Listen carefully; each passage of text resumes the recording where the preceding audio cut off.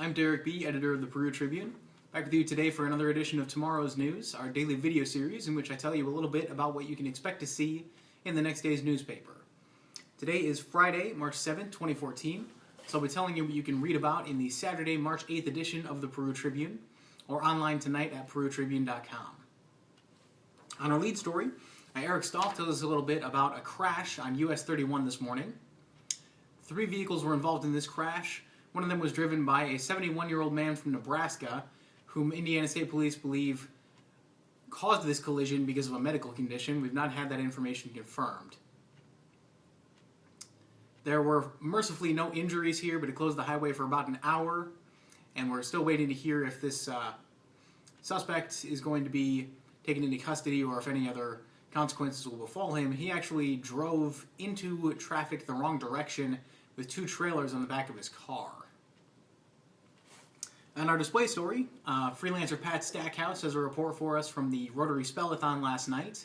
We actually had a team in this event, which is why we called in Pat to cover it for us. It's a really great event to raise money for scholarships for Rotary and to show off the spelling prowess of the community. We did not win, sadly. Kind of embarrassing for a newspaper in a spelling contest, but give our congratulations to First Farmers Bank and Trust, who won and got trophies, and our condolences to Quality Plumbing and Heating, who got last place and got dictionaries. Also on A1, we had another story from Eric. He talked earlier in the week to North Miami's interim tech coordinator about her background and about where they're going with one-to-one technology for computing. They're going to have a vote on that at Tuesday's school board meeting, and we found out a little bit more also about that interim director and where she comes from. She actually has a degree in accounting, but said she was the computer person wherever she ended up, which I and probably a lot of you out there can relate to. Finally, we had a story from our friends in Wabash at the Plain Dealer, talking about the cattle show over in Wabash that's happening on Saturday. Sounds like a great event. Hope a lot of people from Miami County will make the trip.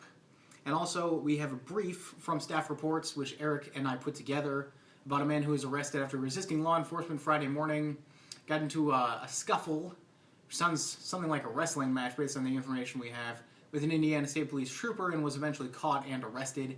We're still waiting for more information on that. Hopefully we'll have that in Monday's Tribune for you. Finally, on the sports page, we had one story from Nick Roby on Saturday. He went out Thursday night to the YMCA Volleyball League and got to see them play, see a couple of games, and also talk to Executive Director Mark Demchak of the YMCA.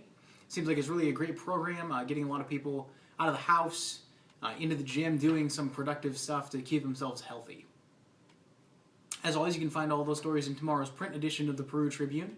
You can also find them online tonight at perutribune.com, and you can find links to them on our Facebook and Twitter pages, which are both Peru Tribune. Finally, you can find me and all of our reporters on Twitter. Until tomorrow, that's tomorrow's news. I'm Derek B. I'll be out of town all weekend, so Chad Ivshire will be on you on Sunday.